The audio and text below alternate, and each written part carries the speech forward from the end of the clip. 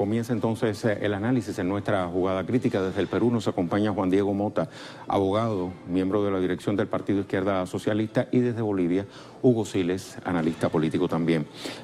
A ambos les doy la bienvenida a nuestra jugada. Juan Diego, quiero poner sobre el tablero geopolítico una de las tantas aristas que nos deja el análisis en cuanto a la elección en el Perú. En primer lugar, tenemos un candidato que en un principio no punteaba en las encuestas, fue prácticamente la gran sorpresa, y fue también la gran sorpresa porque sus propuestas, lo decía nuestra corresponsal también, es o lo hacen estar a la izquierda de quien siempre se vino catalogando como la candidata de la izquierda. Eso tiene evidentemente una lectura en medio de la crisis sociopolítica por la cual ha venido atravesando este país suramericano en los últimos tiempos. Sí, así es. Muy buena apreciación, en efecto, pero lo que hay que señalar es que el candidato Pedro Castillo ha sido una sorpresa para los grandes medios de comunicación, ha sido una sorpresa para la Lima oligarca, la Lima de la clase media, pero en verdad es una candidatura que para el resto del país no ha sorprendido, porque venía acumulando ya, por lo menos desde inicio de marzo, era el único candidato que tenía un crecimiento sostenido según todas las encuestas. Entonces eso nos dice que las encuestas, o la mayoría de las encuestas, se realizaron teniendo en cuenta la opinión urbana y no al Perú profundo. Así es.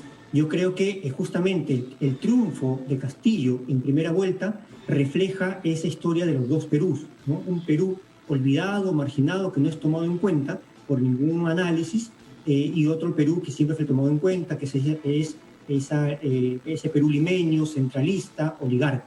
Pedro Castillo hizo una campaña muy humilde, hizo una campaña representando principalmente, básicamente, a movimientos sociales populares organizados, como el Sindicato de los Trabajadores, que han estado en lucha en los últimos años, como a las organizaciones que han estado de campesinos, que han estado defendiendo las tierras frente a las grandes transnacionales mineras, y es en base a eso que ha ido construyendo el gran apoyo que hoy ha demostrado. Y por supuesto ha hecho pagar los errores que el otro sector de la izquierda, una izquierda mesocrática, tecnocrática, por lo menos una dirección de esa izquierda que quería quedar bien ante todos, ante la derecha, ante la clase media, equivocó.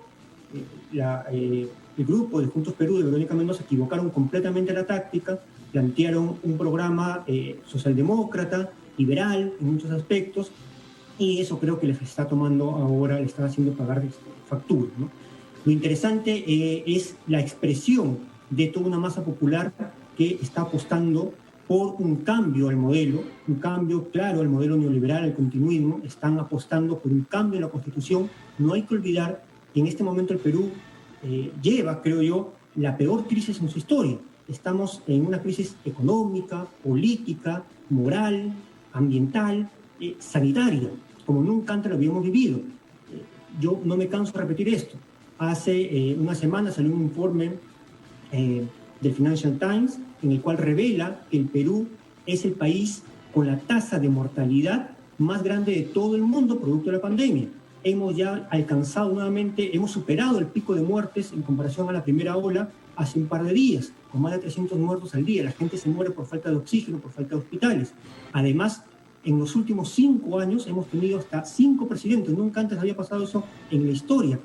Casos de corrupción en todos los poderes del Estado. Entonces, esto revela una grave crisis que se ha demostrado en estas elecciones, que han sido atípicas, que han tenido, en primer lugar, un gran ausentismo, cerca del 30%. Esto es significativo porque en el Perú las elecciones son obligatorias. Si no vas a votar, hay una multa, y a pesar de eso hay un 30% de personas que se han ausentado. Juan Diego, habíamos dejado colgada una idea, ¿no? Y tenía que ver con la profunda crisis sociopolítica que ha estado viviendo el Perú durante todos estos meses. Pero ahí me quiero anclar también porque estabas refiriéndote, por ejemplo, a que si algo diferenciaba a esta izquierda popular del candidato que lleva la delantera respecto a la izquierda de Verónica, que se presentó, digamos, con propuestas un poco más hacia lo conservador, tenía que ver con el cambiarlo todo. Nos preguntamos, dada la profunda crisis sociopolítica que está viviendo hoy el Perú, ¿Es posible cambiarlo todo? ¿Con qué fortaleza cuenta este candidato? Va a ser muy difícil afrontar la segunda vuelta, sin duda. El candidato Pedro Castillo de Perú Libre no alcanza a un 20%, es la primera minoría, pero no es una mayoría, mientras que en la segunda vuelta, en el balotaje, va a pasar algunos de los representantes de la derecha, ya sea Hernando de Soto, Rafael López Aliaga o Keiko Fujimori, todos herederos del más rancio fujimorismo, pero que no están unidos, dentro de los cuales quien tiene más ventaja de pasar es Keiko Fujimori. Y lo más probable es que todos estos se unan y puedan tener una victoria en la segunda vuelta. Sin embargo, no todo está dicho.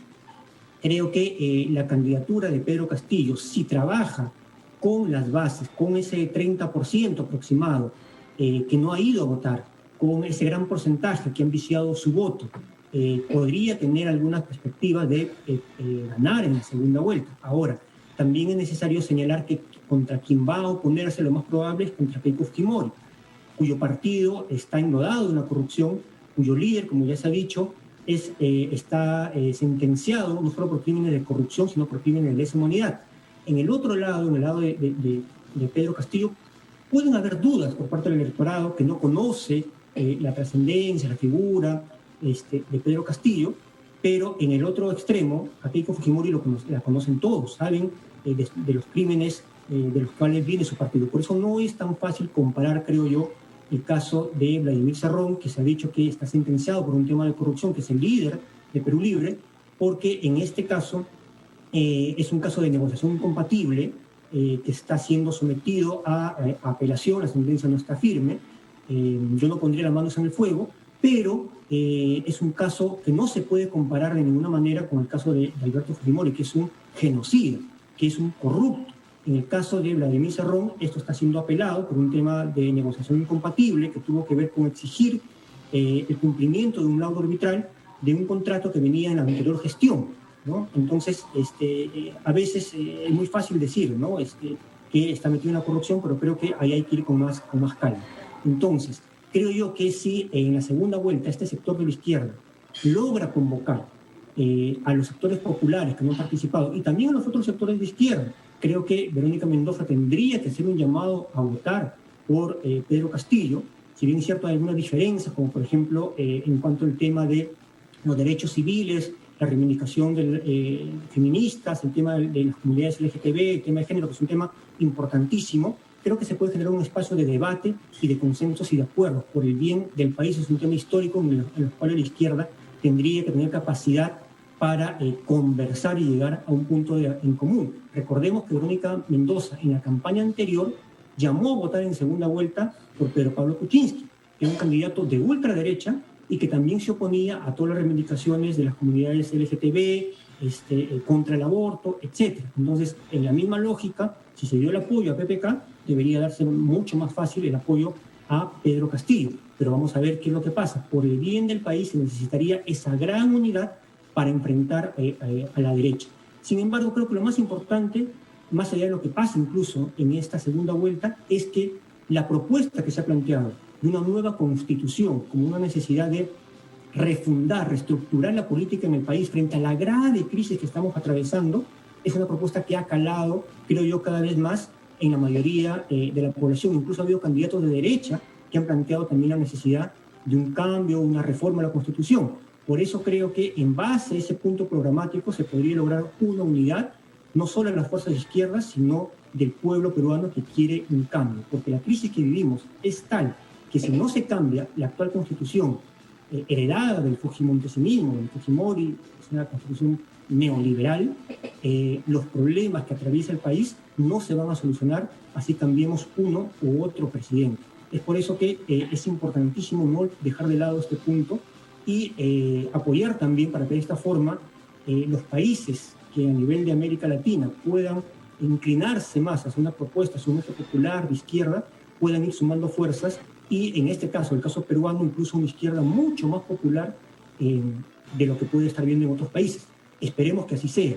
Vamos a ver qué es lo que pasa en la segunda vuelta. Hay algunas dudas, no se sabe mucho respecto a los que están acompañando a Pedro Castillo, es cierto, pero esperemos también una definición. Lo más importante es que atrás de él hay masas, hay pueblo que van a presionar para que la palabra empeñada por Pedro Castillo se cumpla. Y eso creo que es lo más importante en este momento. Es el momento de que el progresismo se defina en el Perú, y el momento es ahora. Juan Diego, pasando al Perú y pensando en esa segunda vuelta y dado el escenario que se vive en esa nación, lo decías anteriormente, no le va a resultar fácil al presidente, en este caso pensando que el candidato de la izquierda popular tenga la chance de asumir la primera magistratura. Pero sí hay esperanza por ese pueblo que pese a todas estas adversidades, incluso la crisis sanitaria, fue a urnas. ¿Hay esperanzas de que el país salga del atasco sociopolítico en el cual se encuentra, incluso un atasco legislativo? Sin duda. Creo yo que en parte este proceso electoral ha demostrado eso. Ha demostrado que los grandes medios de comunicación, los poderes fácticos, todos los analistas políticos de derecha estaban mirando hacia otro Perú. Y sin embargo, desde el pueblo se ha dado una gran clarinada de alerta y una gran clarinada de esperanza.